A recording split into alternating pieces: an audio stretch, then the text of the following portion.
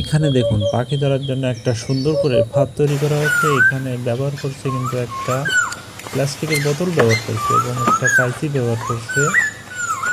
বোতলের ভিতরে কিন্তু ওর পানিও আছে। খাবার দিয়ে গেল, খাবার খাওয়ার জন্য কিন্তু পাখি চলে আসছে। দেখা যাক ফাঁদে কীভাবে আটকা পড়ে।